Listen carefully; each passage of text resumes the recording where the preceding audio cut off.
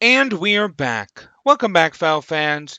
Welcome back to RimWorld of Magic Explained. We still have this little guy stuck in our house. I'm sorry about that. We are still swarmed with dire wolves. It's a little concerning, We'll deal with that later. But let's continue our discussion on the Enchanter. The Enchanter. Our Enchanter here needs a little bit more magic. Again, do not drink raw mana all willy-nilly. I'm only doing this because it's a tutorial series. And she needs more mana. Oof, overdosing.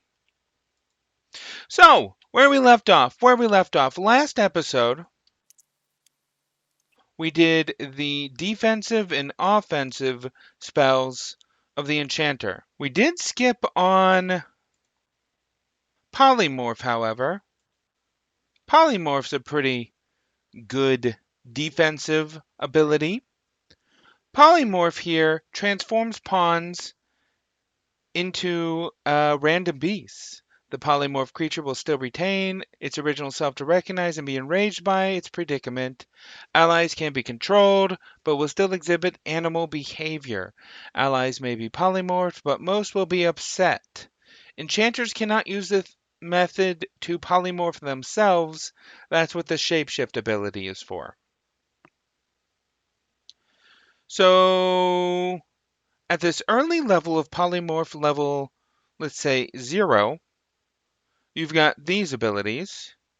Then you go up to 1, 2, and then 3. Max targets 6, radius 4, range 42. That's a large size. As always, the middle one decreases the cost. This one decreases it by 6% per skill level. Loose Ends increases the duration of polymorph and applies more control over the creature's combat powers for enemies and allies. This costs 2 points per level. And at level 3 of Loose Ends, this will make it permanent compared to the previous levels, which are 30 seconds for the level 0, 40 seconds for the level 1, and 50 seconds for the level 2. Then we've got Reduce Resistance. See, a pawn's not going to immediately turn into whatever animal you want it to. They're going to try to resist it. Now, a human-like pawn, I say human-like because of all the race mods, will have a 50% at level 0 and a mechanoid. A mechanoid will have a 0% at level 0. Mechanoid, you're going to want to up that up so that you have a 60% chance to turn a mechanoid. You can change a mechanoid into a whole bunch of little bunny rabbits and then just kill those bunny rabbits. So good, so good. But may enrage enemies. They're not going to be happy about being turned into animals. They're not going to be happy. Now, Transmute. We had a dead guy over here. Let's take a look at what this dead guy has. This dead guy has a pair of sheep wool pants that are tainted. Transmute will remove the taint and change its material type. At level 0, it works on raw resources like stone, steel, silver. At level 1, it works on foods like meat, rice, and meals. Although this will always convert meat, rice, and meals into pemmican or nutrient paste. That means if you don't have a chef, but you do have an enchanter, it might be safer for you to convert your meat, rice, or meals or whatever into pemmican or nutrient paste. Sure, they won't like nutrient paste, but it's better than eating raw meat. Now, level 2, you can convert corpses into nutrient paste. Corpses. That will make food out of bodies. Not too good initially, but hey, if you've got nothing else, that's pretty great. And the reason why I have removed the pants of this dead guy, level 3, it can change equipment. So let's go ahead and level this up, and as always with the middle one, transformation cost, this reduces the mana cost, this one by 12%. Let's up that. Now the conversion rate decreases the amount of value lost by 5% per skill level. So transmuting can hurt what you're working with. See, what we've got here is at 26 health. 26 health right now. This thing could die if we transmute it too wrong. But if you work on the conversion rate, you can get it to heal, as opposed to getting damaged. Level 0 will remove 20% of the HP, level 1, 10% of the HP, and level 2 does nothing, but level 3 heals it. Base conversion value is 70%. Equipment transmutations here, as it says, will always remove tainted. That's what I was mentioning earlier. Let's go ahead and give it a try with these tainted sheep wool pants.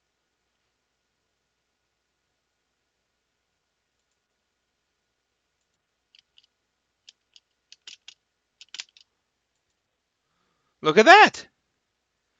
It has gone up, and it's now bison wool pants, and it is no longer tainted. For those of you who don't do what I do and use the washing machine mod, it's a little cheaty, the washing machine mod, but this is a bit of a non-cheaty way to remove the taint. This will remove the taint for you, and you won't feel bad about it. Something fun about Transmute, it's a great way to get Devil Strand, actually. Transmute not only cleans and changes clothing, but it also changes the materials, like raw resources. So if we change this plain leather, we get chinchilla fur. If you do that enough times, you might get some Devil Strand out of that.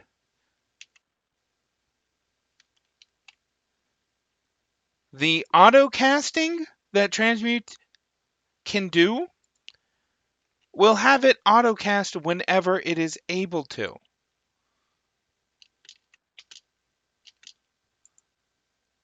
When it's ready to. Ooh, Hyperweave. Did you see that? Oh, Hyperweave is a nice material to have. And I just got it for just the cost of mana. Real nice. Real nice. Let's go ahead and polymorph this Arctic wolf here. He's not going to be too happy about it. He's a goat! Now, as I said, this polymorph is permanent. So now he is forever a goat. I didn't even know we had goats. There are goats in this game? Look how tiny he is. What happens when I select him?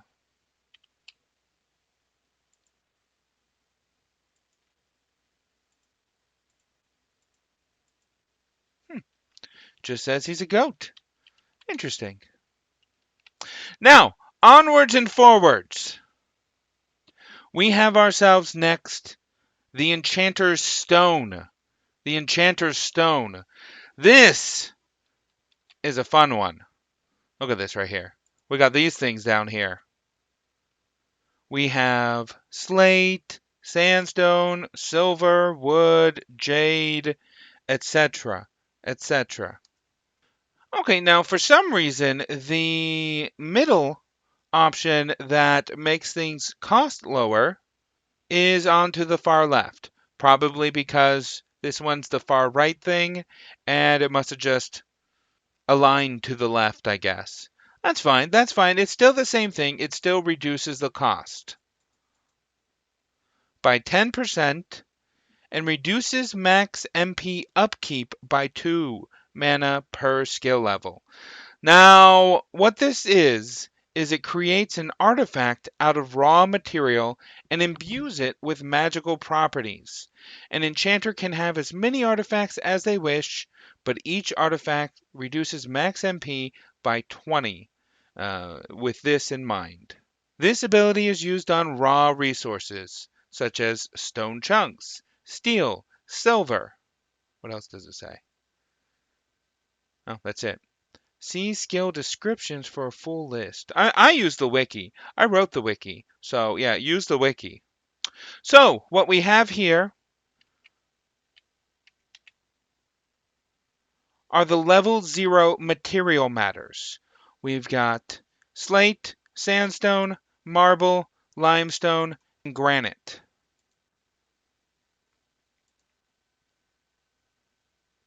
Here we are. It says it right there. For level 1, we have iron, steel, and silver. Iron is not in the base game. Iron is specifically from the Lord of the Rims mod. I have that here as a steel slag chunk, so just ignore that unless you use the Lord of the Rims mod. That's the only thing that I'm aware of that requires the Lord of the Rims mod. It makes a lesser version of the steel version, so it's not necessary. It's not necessary. Level 2, though, makes herbal medicine, jade, and wood into these trinkets. And then level 3 lets you enchant these materials into trinkets of gold and magicite. So yeah. Diver, where are you? Enchanter Stone is expensive. Let's hope we don't kill her. And take another swig of mana. Whew. Okay. She's holding up. She's holding up. Let's have her affect this pile of jade.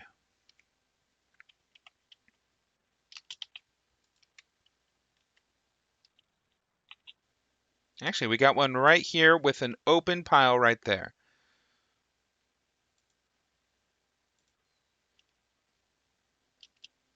There we are. It used 50 material, and it made a ring of arcane recovery. Nice. So, let's take a look at each of these things. For slate, it makes a pendant of mending. The slate pendant of mending will slowly recover the durability of all worn equipment.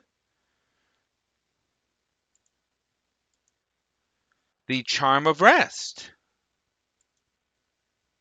A pendant enchanted with the essence of sandstone. So, like Mr. Sandman, I guess. The pendant improves its wearer's quality of rest and prevents passerbys disturbing their slumber. I gotta tell you, someone running through a pawn's bedroom, super annoying because they are just off the entire day. The Mind Ward Pendant. A pendant enchanted with the essence of marble. This pendant improves its bearer's mental state and provides a mental anchor. This pendant occasionally allows its bearer to break out of mental states. So essentially what this does, it gives you plus 10% consciousness, and every now and then, if you're in a mental state, it'll break you out. Cat Eye Pendant. This pendant lets you see in the dark. The wearer gains improved eyesight and can see in the dark. This pendant emits a soft glow. So you get a plus 25 to your sight abilities and you can see in the dark. Nice stuff, nice stuff. The Ring of Labor. A ring enchanted with the essence of granite. This ring grants the bearer increased carrying capacity and manipulation. What this does is it gives you a plus 30 carrying capacity and a plus 10% manipulation. Then, the Amulet of Minor Protection. This one again is for specifically those who use the Lord of the Rims mod. It is basically the same as the Amulet of Protection made from steel, except the minor one gives you 7% armor against sharp, blunt, harmony, and heat. And the regular one gives you 10% protection against sharp, blunt, harmony, and heat. Alignment-based attacks such as Holy, Shadow, or Death Magic. Oh, okay. I was like, what is harmony? The Quicksilver Pendant. Oh, where's my head at? We are getting into the level 1 materials. These are the level 1 materials. Let's see. Let me see my notes here. Level 1 ends at silver. So these 3, or essentially these 2, if you're not using the Lord of the Rims mod. These 3 are level 1. Iron, steel, and silver. The Quicksilver Pendant gives you a plus 50, a plus 0.5 movement speed, and a plus 0.1 melee dodge speed. 10% melee dodge chance is what that equals. And cells per second move speed. Yep, that's what my information says here. So it's called Quicksilver because you make it from silver. That's just why it's called that. Level 2 pendants, trinkets, are the wood, the herbal medicine, and the jade. Ring of the Pathfinder. This is good for when you are going on a caravan. This gives you no terrain mobility penalties, and it gives you extra foraging capabilities. A ring enchanted with the essence of wood. The Charm of Health. This one gives you a plus 15% immunity gain and helps wounds heal faster. The Ring of Arcane Recovery. This improves the rate of recovery from arcane weakness. Arcane weakness is what happens when you're low on mana or you casted a heavy mana costing spell, and it can be really bad. It can be really bad. This ring increases the rate that you recover from it. And then we've got the max levels, the level 3 abilities, Gold and Magicite. Gold gives you the Ring of Authority. This gives you a plus 10% negotiation and a plus 15% social impact. And then the Magicite gives you the Ring of Knowledge, which just gives you a plus 10% global learning factor. Pretty good, pretty good. Something to note, something to note. The pendants. These pendants will be worn on the neck, whereas the rings will be worn on the left hand. These are the fingers. It covers the fingers of the left hand. Now, you've got the class-specific rings, like this ring for the Blood Mage, the Ring of Blood, and that's worn on the right hand, which is what also the orbs are worn on. The orbs are worn on the right hand as well, like this necrotic orb. So, you can have a class-specific ring or an orb. You can have one of these rings, and you can have one of these pendants, all worn on the same pawn. But keep in mind, that enchanting a stone or material will reduce your enchanter's max MP. Max MP. I currently have it at 243 though because I got the spirit up. Spirit, of course, raises your max MP. Okay, and lastly, let's talk about the special spell of a enchanter. This can only be acquired by scribing it on a scribing table.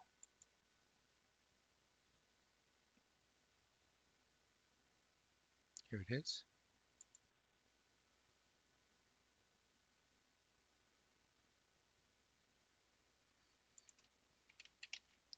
Or by buying it from a shop. Blank Mind. This teaches an enchanter how to wipe memories and break a pawn out of a mental state or cause a long duration stun on enemies. So this is technically also good in battle, but it will break their mind. Now the problem with a mind break is that it stops them from having one mental break and gives them confusion instead. Confusion can be better if the person's going on a murdering spree or an item destroying spree of a certain item you don't want to lose. So essentially, it will just confuse the pawn and make them forget about what they were breaking about. It's pretty much better. It is better than what could happen.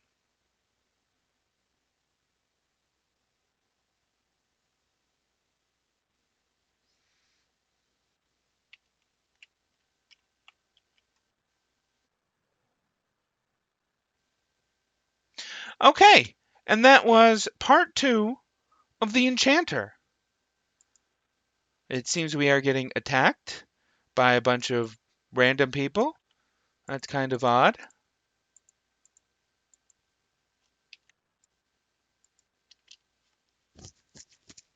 Let's get rid of them, I guess. That's going to be a fun thing at the end. Why not? Why not? Let's go ahead and poison one of them. Let's poison Chook. Let's have Earthen Hammer. Oh, that's a dangerous one. Oof. Oh no, watch out. And you, let's Magic Missile Fleeb. And Diver. Let's Polymorph. Where's your Polymorph? Here we are. Kitty. Haha! Kitty is a duck. Okay. Sure. They're mostly dead now. Are you seriously going to try to attack me as a duck? She's downed. Look at this. This duck is trying to attack me. Let's just kill her. Let's blink away. You are seriously... Oh, and now she's dead. She was trying to kill me as a duck. Hilarious. As I was saying, though, thanks for watching, Foul fans. See you guys next time when I probably talk about the Geomancer, since that's what Fel is.